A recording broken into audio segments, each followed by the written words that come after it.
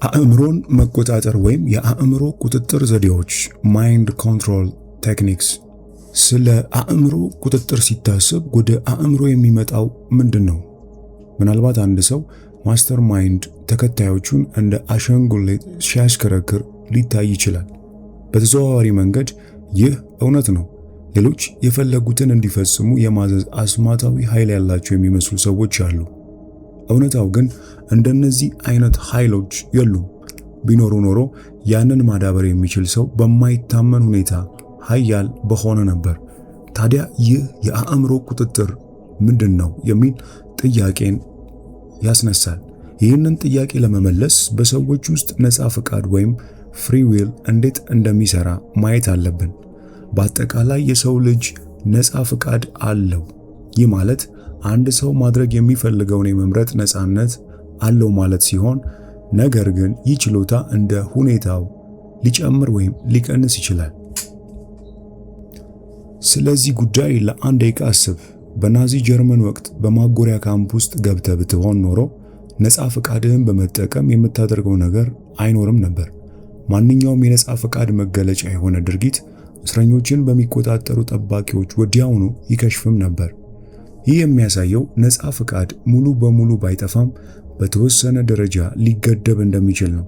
ስለዚህ ከዚህ መጽሐፍ በዚህ ምዕራፍ ውስጥ አውድ የምናየው የአእምሮ ቁጥጥር አንድ ተቆጣጣሪ ወይም ማኒፑሌተር አንድን ሰው ይህንን ወይም ያንን እንዲያደርግ የሚያነሳሳበትን መንገድ ነው።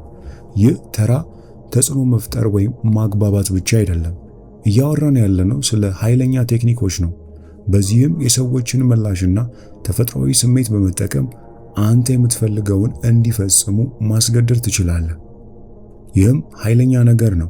ለዚህም ነው የዚህን መጽሐፍ ማስገደድ ወይም ሌላ አታላይ ዘዴዎችን መጠቀም ሳያስፈልግ ሰዎች የአንተን ሐሳብና ዕቅድ እንዲቀበሉ እንዴት ማድረግ እንደምትችል በዝርዝር የሚዳስሰው።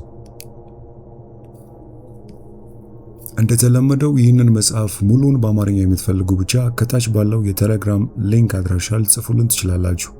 ቪዲዮውን ላይክ እና ሼር እንዲሁም ቻናሉን ሰብስክራይብ ማድረግ አይንረሳ። የአእምሮ ቁጥጥር ዘዴዎች ወይም ማይንድ ኮንትሮል ቴክኒክስ ስናነሳ ይህንን ታሪክ ማንሳቱ ጠቃሚ ነው። እንደ ፈረንጆቹ አቆጣጠር በየካቲት 1974 የ19 ዓመቷ ፓቲ SLA በተባለ አክራሪ የሀገር ውስጥ አሸባሪ ቡድን ከአፓርትመንቷ ታፈነች። አጋቾቿ በጨለማ ቁም ሳጥን ውስጥ ወረወሯት፣ አይኖቿን ሸፈኑ እና ለሳምንታት በብቸኝነት ወይም አይዞሌሽን አቆዩት። የህልውናዋን እያንዳንዱን ክፍል ይቆጣጠሩ ነበር። መቼ እንደምትበላ፣ መቼ እንደምትተኛና ምን አይነት መረጃ እንደምታገኝ ይወስኑ ነበር። ወላጆቿ እንደተዋት እየነገሩ የራሳቸውን የፖለቲካ አስተሳሰብ ያለ ማቋረጥ ይጭኑባት ነበር። ከሁለት ወራት በኋላ ዓለምን ያስደነገጠ ነገር አደረገች። እርሷ በባንክ ዝርፊያ ወቅት የጦር መሳሪያ ይዛና በሰዎች ላይ ስትጮህ በካሜራ ቀረጻ ታየች። ቤተሰቧን ክዳ ታንያ የሚባለውን ስም ይዛ ነበር። አሜሪካ ሄርነስ በተሰኘው መጽሐፉ ላይ ጄፍሪ ቱቢን በዝርዝር እንዳስቀመጠው SLA የተባለው ቡድን እርሷን ለመለወጥ የሳይንስ ቴክኖሎጂን ወይም የአስማት ድግምትን አልተጠቀመም። እነሱ የተጠቀሙት ብቸኝነትን፣ ጥገኝነትንና ፍርሃትን ብቻ ነበር። በእነዚህም አድርገው እውነታዋን አፍርሰው በራሳቸው እውነት ተኩት። አካባቢዋን በመቆጣጠር ነፃ ፈቃዷን እንደገና ፕሮግራም ማድረግ ቻሉ። ስለ አእምሮ ቁጥጥር ሲታሰብ ወደ አእምሮ የሚመጣው ነገር ምንድነው ስል ቀደም ሲል የጠየቅኩትን ጥያቄ ማንሳቱ እዚህ ጋር አስፈላጊ ነው። አንድ ሰው ማስተር ማይንድ ያለው ሰው ማለት ነው ተከታዮቹን እንደ አሻንጉሊት በዚህ መልክ በዚህ ታሪክ ውስጥ እንዳየነው ሊያሽከረክር ይችላል። በተዘዋዋሪ መንገድ ይህ ሐቅ ነው። ሌሎች የፈለጉትን እንዲፈጽሙ የማዘዝ አስማታዊ ኃይል ያላቸው የሚመስሉ ሰዎች ያሉ ቢመስልም እውነታው እንደነዚህ ኃይሎች የሉም። በታሪክ ውስጥ እንዳየነው ያንን ማዳበር የሚችል ሰው በማይታመን ሁኔታ ኃያል በሆነ ነበር። ይህ ባጭሩ የአእምሮ ቁጥጥር ዘዴ ነው። የሳይኮሎጂ ጥቃቶች። በቅርቡ በትዳር አጋር ከሚደርስ የሳይኮሎጂ ጥቃት የተረፉ ሴቶች ላይ በተደረገ ጥናት ላይ ቻንድራ የተባለች አንዲት ተሳታፊ የገለጸችው ታሪክ አለ። በ12 ዓመታት ትዳሯ ውስጥ ባሏ በተደጋጋሚ ይማግጥ ነበር። እርሷ ማስረጃ ይዛ ስትጠይቀው ግን አብደሻል፣ ቀናተኛ ነሽ እያለ ይወነጅላት ነበር። የኤሌክትሪክ ክፍያ ለመክፈል ይዘገይና ልክ መብራት ሲጠፋ አንቺ አንድ ነገር ነካክተሽ ነው ያጠፋሹ በማለት እሷን ተጠያቂ ያደርጋት ነበር። ቀስ በቀስ በመካድ ጥፋትን ወደ እሷ በማዞርና በስሜታዊ ማታለል አማካኝነት የራሷን እውነታ እንድትጠራጠር አደረጋት። ይህ ሁኔታ ግራ መጋባት፣ እፍረት፣ የጥፋተኝነት ስሜትና በእሱ ላይ የመደገፍ ስሜት ፈጠረባት። ይህ ተራ ታሪክ ብቻ አይደለም፣ በስነ ልቦና ጥናት የተረጋገጠ እውነታ ነው። የሳይኮሎጂ ጥቃት ሰለባዎች ብዙውን ጊዜ ግራ መጋባት፣ ጭንቀት፣ በራስ መተማመን ማጣትና የራሳቸውን የማስታወስ ችሎታና ግንዛቤ ማመን አለመቻል ያጋጥማቸዋል። ወቀሳ፣ የጥፋተኝነት ስሜትና እፍረት። ብዙ ጊዜ እንደነዚህ አይነት አታላዮች ምርጡ መከላከያ ማጥቃት ነው ብለው ያምናሉ። ይህ ማለት ተራ አታላዮች ተጎጂዎችን እንደ አጥፊ ወይም ጎጂ ሆነው እንዲሰማቸው ለማድረግ በንቃት ይንቀሳቀሳሉ። ለምሳሌ ተሳዳቢ ባል ሚስቱ እሷን ስለ መስደቡ ተጠያቂ እንደሆነች እንድታምን ያደርጋታል። እንዲህ ስላደረግሽ ይገባኛል የሚሉ ንግግሮች ተጎጂዋ ለሚደርስባት ጥቃት ኃላፊነት እንዲሰማት ለማድረግ በብዛት ጥቅም ላይ ይውላል። አታላዮች የወቀሳ ጨዋታ ወይም ብሌም ጌም መጫወት ይወዳሉ። ለዚህ ትልቅ ምሳሌ የሚሆን የሥራ ቦታ ነው። በሥራ ቦታ ያሉ አታላዮች ጥፋቱ የራሳቸው እንደሆነ ግልጽ ቢሆንም እንኳን ለድክመቶቻቸው የሚሰጡትን ወቀሳ ወደ የሥራ ባልደረቦቻቸው የሚያዞሩበት መንገድ ይፈልጋሉ። ይህ ሲሆን ሁኔታዎችን ወደ ራሳቸው ጥቅም በመቀየር ከኃላፊነት ይሸሻሉ። አንዴ ብቻ ሳይሆን በተደጋጋሚ ሲከሰት ወቀሳን የማዞር ድርጊት ልማድ ይሆናል። ይህም ተጠያቂነትን ለማምለጥ የሚደረግ ሆነ ተብሎ የሚቀረጽ ስልት ነው። ሌላኛው ማሸማቀቅ ወይም ሼሚንግ። አታላዮች የተጎጂውን ፍቃድ ለማጠፍ የሚጠቀሙበት ሌላኛው የተለመደ ዘዴ ነው። በዚህ ዘዴ አታላዩ በግለሰቡ ላይ አንድ ድክመት ፈልጎ ለራሱ ጥቅም ያውለዋል። በፍቅር ግንኙነቶች ውስጥ አታላዮች የአጋራቸውን አካላዊ ወይም ስሜታዊ ጉድለቶች ለማሸማቀቅ ሊጠቀሙበት ይችላሉ። እንደ ምሳሌም እኔ እንደምወድሽ ማንም ሊወድሽ አይችልም የሚሉ አባባሎች፣ እኔ በጣም ቸር ስለሆንኩ ነው የምወድሽ፣ ማንም አንቺን መውደድ በማይችልበት ሁኔታ የሚል ስውር የማሸማቀቂያ መልእክት ያዘሉ ናቸው። ውስጠ መልእክቱን ስንረዳው ይህ የፍቅር አጋርነት ለመያዝ እጅግ አስቀያሚ የሆነ መንገድ ነው። ሆኖም ይህ በተደጋጋሚ ይከሰታል። እፍረት፣ የጥፋተኝነት ስሜትና ወቀሳ እንደ መሳሪያ ያገለግላሉ። ለጥቃት ምክንያት ለመስጠትና ተጎጂው ሚዛኑን ስቶ ጥገኛ እንዲሆን ለማድረግም ይውላል። ጥሩ ፖሊስ፣ መጥፎ ፖሊስ ወይም ጉድ ካፕ ባድ ካፕ። ይህ ዘዴ በፊልሞች ላይ ሁለት መርማሪዎች ተጠርጣሪን በተለያየ መንገድ ሲጠይቁ የምናየውን የተለመደ ታሪክ ያስታውሳል። ዘዴው ተግባራዊ የሚሆነው አንዱ ፖሊስ በጣም ኃይለኛ ሲሆን፣ ሌላኛው ደግሞ ትህትና ያለው በወዳጅነት ስሜት የሚቀርብ ይሆናል። በዚህ ጊዜ የምናየው በፖሊሶቹ መካከል ያለ ግጭት አይደለም፣ ተጠርጣሪውን ለማሳሳት የሚደረግ ግልጽ ሙከራ እንጂ። በጣም ኃይለኛ ከሆነው ፖሊስ ጋር ስትጋፈጥ በተፈጥሮ ወደ ራስ መከላከል ታመራለህ።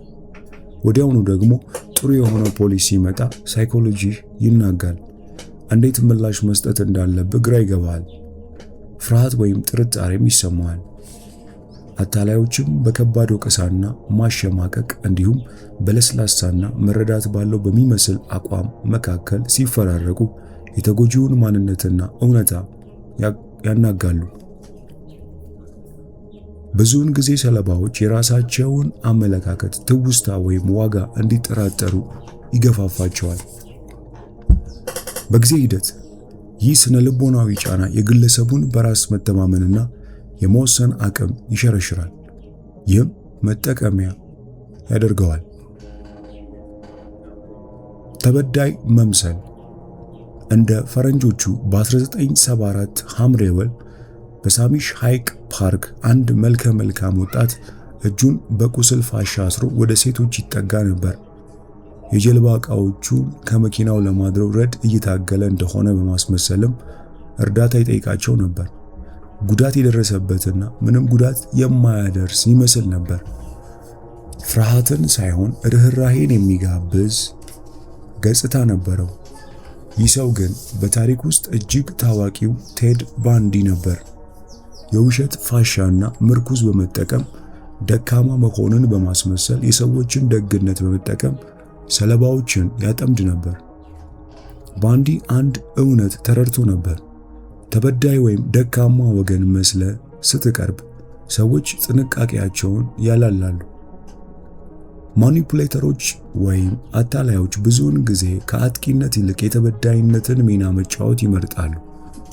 ይህ አካላዊ ጥንካሬ ሌላቸው ወይም በተዘዋዋሪ ተጽዕኖ ማሳደር ለሚፈልጉ ሰዎች የሚቀል ነው። እንደነዚህ አይነት ማኒፑሌተሮች የተበዳይ ካርድን ሲመዙ ሌሎችን ወደ አጥቂነት ሚና ይገፋሉ። በአንድ ግዙፍ ሹፌርና ደካማ በሚመስል ሹፌር መካከል የመኪና ግጭት ተፈጠረ እንበል። ደካማው ግለሰብ አደጋውን ቢያደርስም ግዙፉ ሰው እየዛተበት እንደሆነ በመናገር ተበዳይ መስሎ ይቀርባል።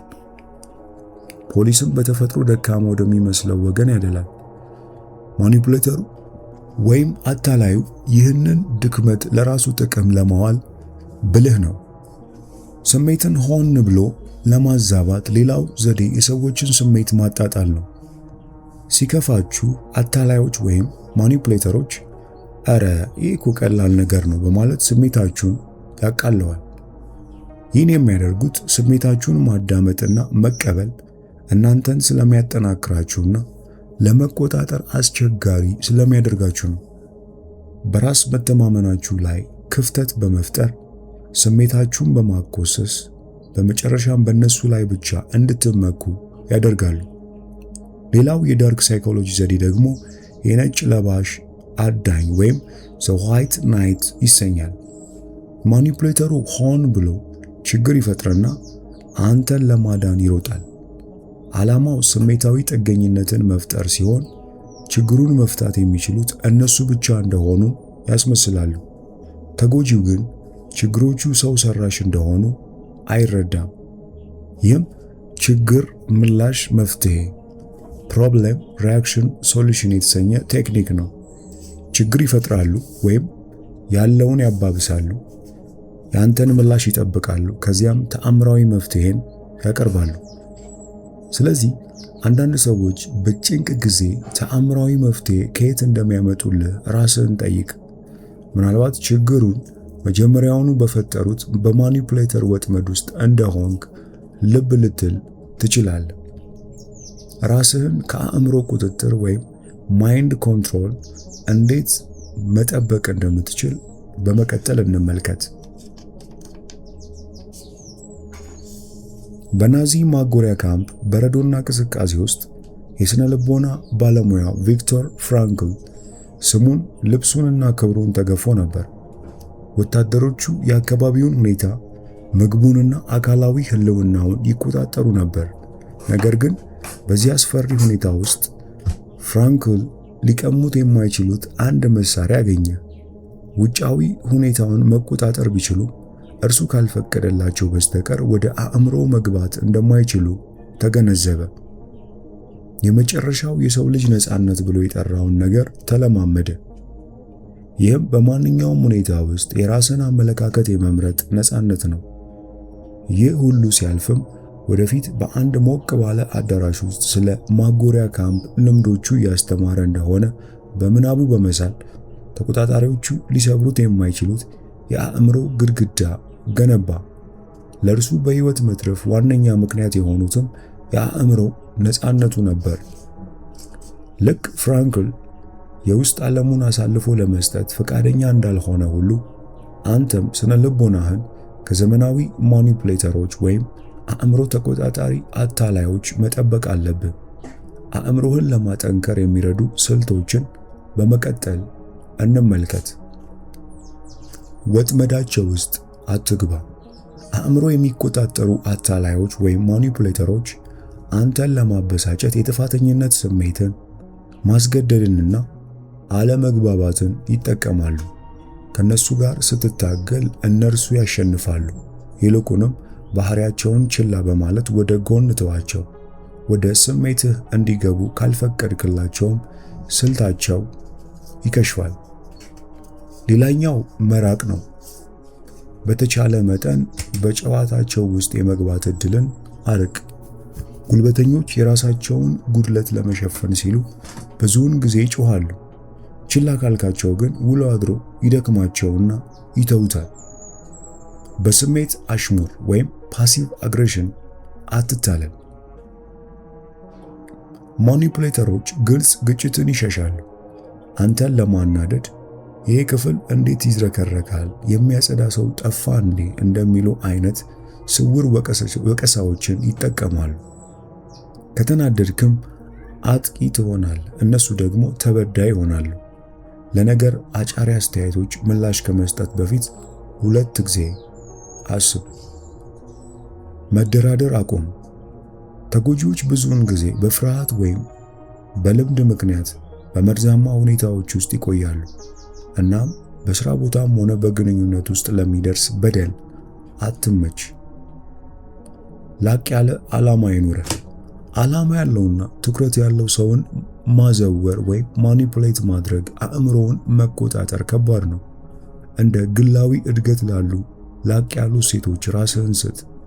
ጠንካራ የዓላማ ስሜት ሲኖርህ አንተን ለመጥረፍ የሚደረጉት ሙከራዎች ዋጋ ያጣሉ። በመጨረሻም በራስህ እመን። አእምሮን የሚቆጣጠሩ አታላዮችና ማኒፑሌተሮች ግራ ለማጋባትና ለመምራት እንዲመቻቸው በራስ መተማመንህን ለማጥፋት ይሞክራሉ። ጠንካራ አስተሳሰብን በመገንባት ይህንን ተከላከል።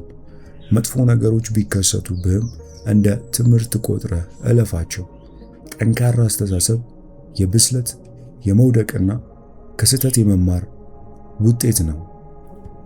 ይህ መጽሐፍ ሙሉ በአማርኛ ስላለ ከታች ባለው የቴሌግራም ሊንክ አድራሻ ልትጽፉልን ትችላላችሁ። ይህ አስደናቂ የእውቀት ቤተሰብ ሰብስክራይብ በማድረግ እንድትቀላቀሉ፣ ለሌሎች ወዳጅ ዘመዶቻችሁ ደግሞ ይህንን ዕውቀት ሼር በማድረግ እንድታካፍሉ ጋብዛችኋለሁ። በሚቀጥለው ጊዜ መሰል ሐሳቦችን የምናይ ይሆናል። እስከዛው ግን ቸርን ሰንብት።